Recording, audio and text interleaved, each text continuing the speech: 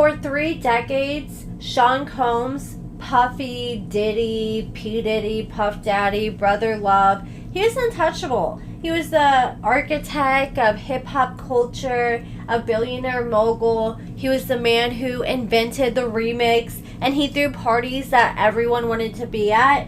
But when the music stops, the silence is deafening, and we are currently witnessing one of the most catastrophic falls from grace in modern entertainment history. It's not just a scandal, it's a full-blown reckoning. Let's talk about one of the hottest documentaries out on Netflix right now, and that is Sean Combs' The Reckoning.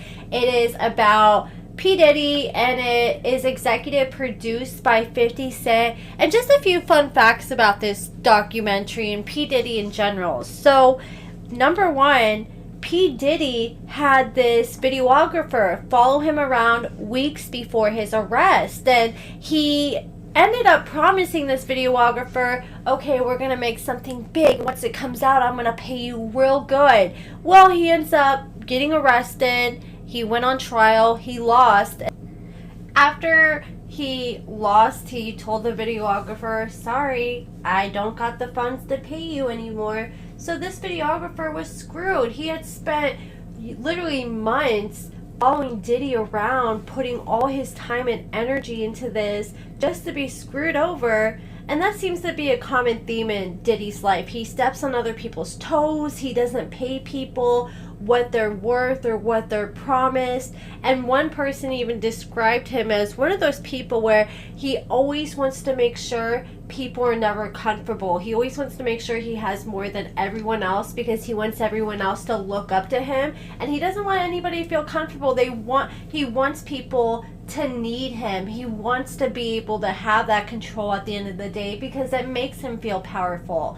So he ends up screwing the videographer over. So the videographer sold the footage to Netflix, and Netflix paid him for it. So at least he got his money back, and I'm sure 50 Cent felt like he had come up on a gold mine whenever he came across some of the videos that this guy had. And Sean Combs has been trying to threaten Netflix that they have footage that they're not supposed to have. But technically, Sean gave this videographer permission to follow him around. Yes, I think more than anything, he's upset that his legal strategies were leaked. But, I mean, they did work and get him acquitted. But, I mean, he still is in jail right now. So they didn't 100% work. And let's be honest, there really wasn't anything interesting to steal from their legal strategy. It seemed like they're just all sitting there twirling their thumbs trying to blame the victims. 50 Cent did an interview with ABC because he said he learned it's the one news station that they play in the station, or that they play at the prison that Diddy is at. So he was hoping that he would see it, and Diddy ended up sending him a bouquet of flowers after this documentary premiered. And it's just very ominous. I mean, it looks like a bouquet of funeral flowers, and I think that's just Diddy letting 50 Cent know, I know where you're at. And I would be scared if that was him. If I was 50 Cent, Cassie, anybody who's spoken out in this documentary after we've seen what he was capable with when it comes to Tupac and Biggie. But yeah, so we learned that when Diddy was young, his mom used to beat the crap out of him, according to one of his friends. He's like, yeah, his mom used to give him some pretty brutal beatings. Diddy went from just being known in his city to being known worldwide after he decided to throw this celebrity basketball match in December 1991 at the College of New York in New York City. So he ends up overselling the tickets, so there wasn't enough room. And once the event started, thousands of people ended up rushing the gymnasium doors, and hundreds of people were left trampled. Over 9 people passed away. Plenty other people were sent to the hospital, and no one was ever held criminally responsible from that because Diddy ended up putting Bad Boy Entertainment 75% ownership to his mom and 25% ownership to Burroughs. And he said that he didn't have to pay out any of the settlements he was supposed to pay to the victims because the company wasn't his name. But he ended up having to pay $750,000 of the $3.8 million lawsuit to settle. Now let's talk about Tupac.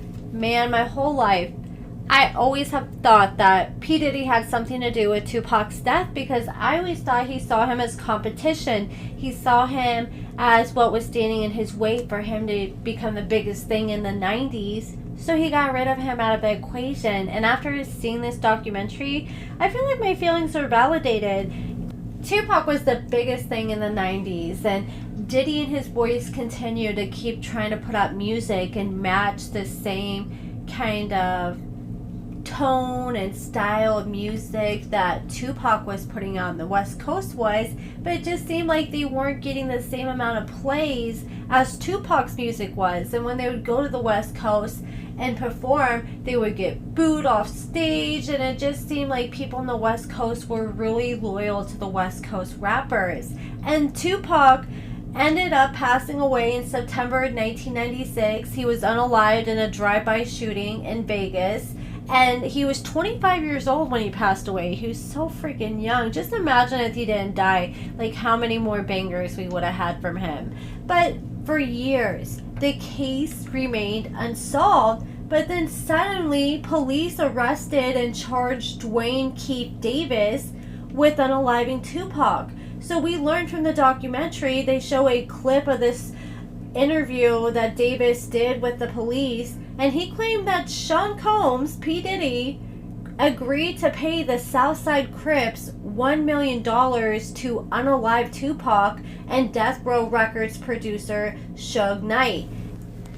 He decided to put the hit out on Tupac after there was this non-stop feud between West Coast and East Coast rappers, and after Tupac released his diss track Hit 'Em Up, and Davis claimed that he was supposed to be paid $500,000 for taking Tupac's life and half of the original payment because Knight survived the shooting. He claims he was never compensated. He was later charged with one count of unaliving someone with a gang enhancement in the fatal shooting, and he's remained in custody awaiting trial since September of 2023. I'm glad this guy finally came out and spoke his truth and is holding himself accountable and is holding P. Diddy accountable. I mean, we've just seen from the documentary, it seems like anytime Diddy sees anybody standing in his way, he does what he can to take them out. That's why I'm so scared for like 50 Cent,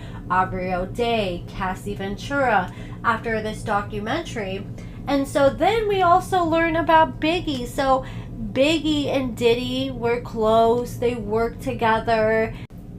They showed clips of Biggie talking about how he was scared for his life. He felt like somebody was out to take his life.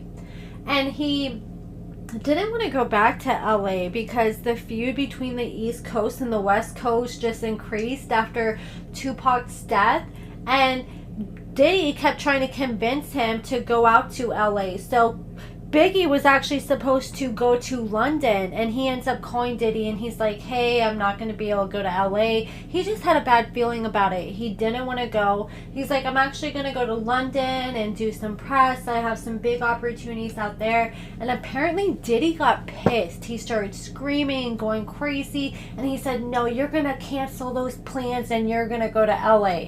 So as hesitant as Biggie was, he listened to Diddy, and he didn't go to London, and he went to LA, and that decision may have cost him his life because he goes to LA, he met up with Diddy, they go to this club late in the middle of the night, and then suddenly Diddy claims that Biggie wanted to leave. So Diddy literally chauffeurs him to the car, literally chauffeured him to his death, because as soon as he got in the car and they drove off, the car got shot up. I feel like Diddy paid someone, like that other guy's claiming what happened with Tupac. He probably paid the same people or similar people to do his dirty work, and it may never come out, but who knows, maybe here in like 30, 40 years, somebody on their deathbed is going to come out and admit that they're involved in the Biggie unaliving. But I just know P. Diddy, in my opinion, had something to do with it. He denies these claims, but I don't know, it's just screaming guilty. He refused to cooperate in the investigation. Like, if you really care about your friend, you think you would at least try to help out. And really, all he was a deterrence for the investigation, because he kept like telling people, oh, don't tell the police this, just don't talk. And it did nothing but hinder the investigation. And Diddy, when he was with Cassie, and I guess they would have hookers come over when they were playing music, anytime Tupac would come on, Diddy would become super triggered and demanded Cassie to immediately turn it off. And I think that's because it triggers him, because he knew he was involved with that shit. And then after freaking Biggie passes away, he's like, I'm gonna look like a great man. I'm gonna hold the biggest funeral that New York has ever seen. So he decided to have this big funeral with the public, and he decided he wanted to go all out. But here's the thing, once he started crunching the numbers, he realized it was gonna be a lot more expensive than he thought, and he wasn't trying to pay that shit. I mean, Diddy doesn't like paying people. So he decided that he was going to throw this party and look like this amazing man, and people were going to think he bankrolled it. But he ended up putting all the expenses in Biggie's estate. So literally, he helped, in my opinion, he helped take this man's life and then turned around and made him pay for his own funeral. How diabolical is that shit? After Biggie died, Diddy was out here dancing like this. He became the next hottest thing in the 90s, just like he wanted.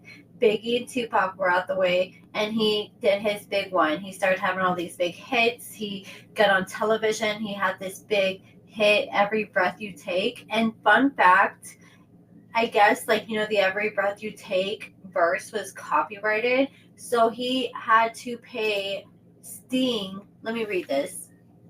So the iconic sample of Every Breath You Take was not given proper clearance, so Sting later came after them, and now they earn a daily royalty from this song that totals to over millions every single year. They said they get paid $2,000 a day just for sampling Every Step You Take. Yeah, Diddy is a piece of work, man.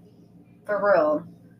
I'm glad he's locked up. We're going to talk about the third and fourth episode, like the Cassie Ventura stuff and all the lawsuits and more revelations in a separate video. But let me know what you guys thought about the first few episodes so far in this Diddy documentary. What would you rate it on a scale of 1 to 10?